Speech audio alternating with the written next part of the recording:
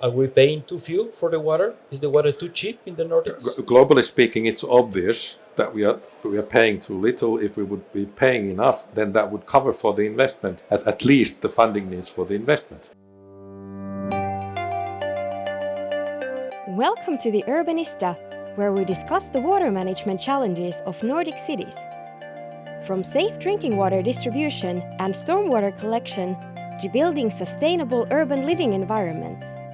Here is your host, Delphine Vesalo. Hey, welcome to the Urbanista.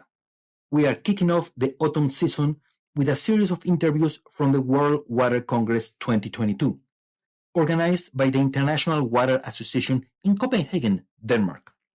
The aim of this Congress was to bring together the core water sector groups focused on urban water services, as well as industry and agriculture, architects and urban planners, soil and groundwater experts and hydrologists, social scientists, and financial sectors. On the first day, we attended the High-Level Summit, which theme this year was Partnerships for Smart Liveable Cities, Water as a Key to Action on Climate and SDGs. The result of this High-Level Summit was a powerful message to prompt cities to elevate water as they pursue their ambitions to create smart and secure livable cities for all. Cities that are climate safe and where citizens have access to sustainable water and sanitation services. Precisely, one of the most powerful messages came from the panel discussion about urban water governance for sustainable cities. In this panel participated several experts from Denmark, the US, Sweden, and the Philippines, together with our very own Ilari Aho, Vice President Sustainability and Regulatory Affairs from Uponor. Right after the panel, we had a very insightful conversation with him. So here's the full interview with Ilari. So, who are you and what do you do? I'm Ilari Aho. I'm the Uponor VP for Sustainability and Regulatory Affairs, and part of my day job is to create engagements with industry associations, both in the water and the energy sectors, globally. Globally, because as we are in this global congress, there's people from Africa, from North America, of course from Europe, and particularly in the panel where you participated, the urban water governance for sustainable cities. Well, there are many opinions, many things coming. So what was the number one thing that you got out of that discussion? I think the main thing that came out of that discussion was that while everybody agrees that appropriate, efficient, and transparent governance is one of the main drivers for improving the water sector and solving quite a lot of the water-related problems in the world, governance is always context dependent.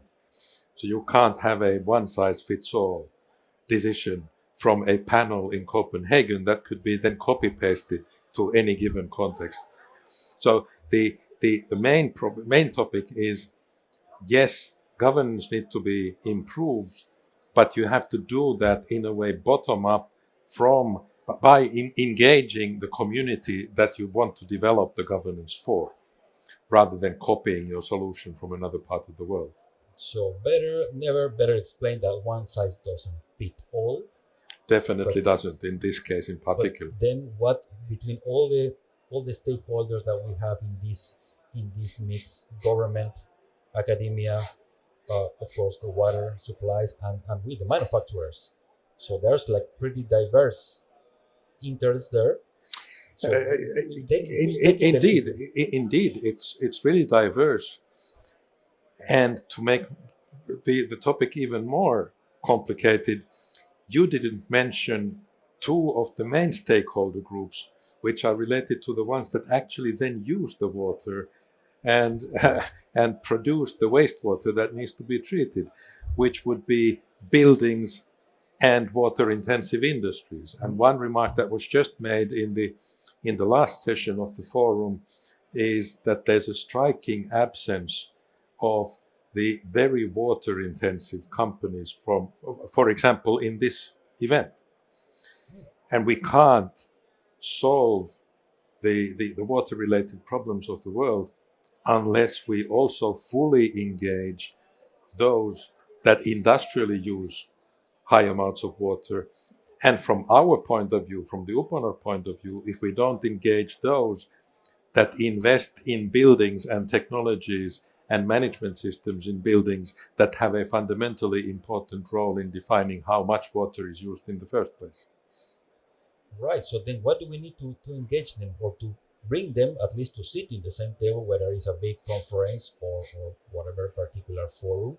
So what do we need to bring them really together and start discussing? Well, that's the starting point, let alone let's do something. Well, let's sit and discuss it. Well, the simple thing that we need to ensure for the future is to make sure that we have water available in sufficient quantities, in the right quality for all the diverse stakeholders in society. And that can span from heavy commercial water users, food and beverage industries and such, and go all across to the other extreme of low income households in poor neighborhoods of megacities. And honestly speaking, we are again in a one size does never fit all kind of a situation. So in my view, the solutions to these completely different types of problems have to come from the community itself by engaging those that are relevant in a particular community, rather than looking at it top down. Top-down development for solving the water problems of the world is very useful when we talk about defining a common direction and putting the right policies in place, and even globally mobilizing sufficient amounts of seed funding to get things started. But the actual action happens on the ground and is always community specific. And then in my view, in any given community, you will have the organizations that are responsible for managing the water system locally. You will have local, or in some cases, global supply chains that deliver to that water system. And most importantly, you always have the local inhabitants, the customers, the consumers for that water utility that are really the ones that need to be listened to in terms of understanding what needs to be done, what direction do things need to be developed, and so forth. We have the tendency in Europe to look at this a little bit in a narrow manner because our societies are relatively homogeneous when it comes to water systems. But the moment you step outside, you realize that the issues facing the water sector in the world are many and varied. But if we are, of course, if we go as far as Africa or North America, well, as you said, completely different solution, completely different priorities. But if we just focus on the Nordic region, so then how can we start to do that? I mean, this, communication, engagement with all the relevant people, underlying people in the community, and what else can we start to, or where are we in the Nordic region? If I try to mirror what I heard today in the forum to, in particular, the Nordic environment, we don't really have an issue with the availability of water. I think we are more faced with one of the other issues that was discussed today, which is how do we ensure that our built environment can cope with increased rainfall, with flooding in cities. And this is where what in certain circles are called hybrid green-gray infrastructures come into play. So combinations between nature-based solutions of dealing with runoff and stormwater connected with cleverly engineered, developed and operated man-made systems that then complement that nature-based part. So I think there's something where we would need to really focus on in the Nordics. Because as you said, in the Nordic region we are seeing an increased volume in the rainfall. So the existing infrastructure, well, clearly is not managing, is not coping with it. So Correct. there's an important component of renovation. It's an important component of renovation. It's also an important component in city planning and urban development in general. I mean, we are in a situation with vast built-up areas that only putting additional technical solutions in will not alone do the thing.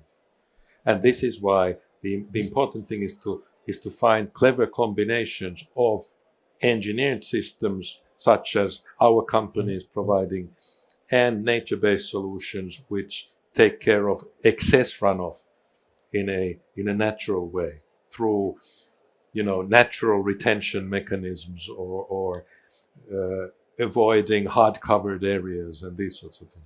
Do you have in mind any example of this hybrid model? Is somebody doing better? Is doing really well? Luckily we are in Copenhagen. We also heard a couple of very inspiring examples on how the city of Copenhagen is approaching these things by combining man-made stormwater management systems with recreational areas where the runoff is then distributed to, even by creating new places for people to swim at. So artificially or creating flooding purposely for human recreation? Let's say semi-artificially, but that's why they are called nature-based solutions rather than nature solutions. So there's a human intervention always there. But Copenhagen is a really nice example of taking those sorts of things forward. Because earlier this morning we were discussing also with the CEO of a very big water utility in the Jutland region. That hey, well, our country is pretty flat, and the sea is starting to eat us. It's the level of the sea is starting to rise so much that it's eating the water. And of course, our cities are just by the seaside, and then not just managing the water that we have to do inside the city. Now we have the menace from the sea that is coming over us. Certainly, that as well. And both of these will, of course, also have an impact on the resilience on the water distribution infrastructure itself. So one thing that is obviously common between Nordics and many other places of the world is we are running behind in investment in refurbishing and upgrading the actual original water distribution infrastructure. So there's a huge amount of what we call in Finland renovation debt. Exactly. And there the challenge to our types of industries is what kinds of solutions can we bring to the market that allow municipalities and utilities that sometimes are under rather serious investment constraints to still keep up with the amounts of renovation that need to be done. So there we are talking about installation efficiency, material efficiency, same service levels with less material, these sorts of things. So that's all engineering innovation in my mind. Yeah, so optimizing the money available, that is one way. Yes. But then new money, fresh money. So if the municipalities are, of course, they have to make tough decisions sometimes because the resources available, the monetary resources are what they are. And do we put this money into renovate our current from this area of the city, or do we build another hospital? Do we build that? So that's the dilemma with the government. It's not that good. It's not an easy position to be in. That's a municipal or a utility dilemma. Another one is if the rates that consumers are charged for water would actually need to cover everything that would need to be done in terms of improving the infrastructure and running it in a sustainable and appropriate way, it might be that the rates would be, from a social sustainability point of view, unacceptable. So there's another dilemma for someone that has better understanding of the economics of the world. How to design a water rate system which reflects the actual value of water and the actual costs of providing that to the community, but at the same time avoids, like we now see in the energy markets, that would at the same time avoid putting the most vulnerable people at risk of not being able to afford the water service that they need. Are we paying too few for the water? Is the water too cheap in the Nordics? Globally speaking, it's obvious that we are paying too little. If we would be paying enough, then that would cover for the investments as well, at least the funding needs for the investments. But probably in the current time and age, that would mean that the price of water would be socially unacceptably high, at least from the most vulnerable households' point of view. So that's a really serious thing to consider. That's a very complicated situation. So from where do we start? Which is the priority based on the discussion that you heard during this high-level summit? Which is the priority? From where do we start? Yeah, communication, community-based approach, optimizing their resources, the economical resources that the investors, the municipality have. From the discussion today, I think there is some level of consensus that this needs to be started from the social angle. So designing solutions jointly that maintain and preserve the social acceptability of the investment that we put into the water system. I think it's a Nobel Prize winning question to get an answer to that today.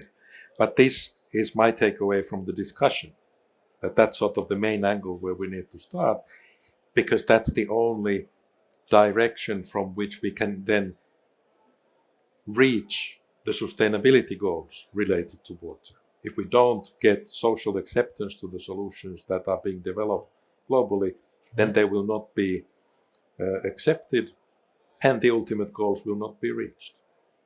You mentioned sustainability goals. Was there any mention of all? I mean, we all know that the goals that the United Nations has, but has there any mention here? So where do we want to? Which is the objective that we are trying to?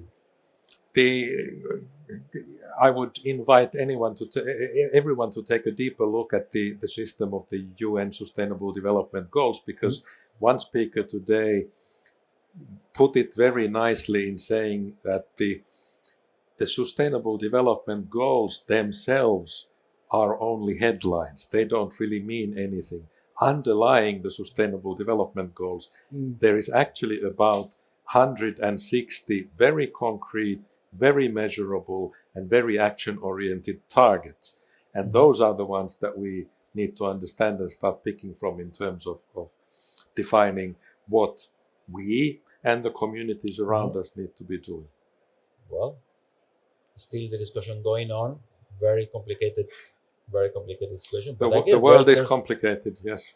But the world is complicated, but we can see the path. At least there's agreement. Yes, certainly. And I think there's especially in these sorts of complex topics like the water cycle of the world and governance of the water systems, there's a lesson to be learned from Albert Einstein that said you should simplify things as much as you can, but never more than that, because then you start drawing the wrong conclusions. There you go. Very nice way to conclude. And yeah, this is the conversation that is happening here right now from Copenhagen. And well, thank you so much, Ilari, for this summary of all the things that have been happening. And yeah, we will continue with more interviews, with more videos, bringing you what is the hot topic in discussing here in Copenhagen in these days.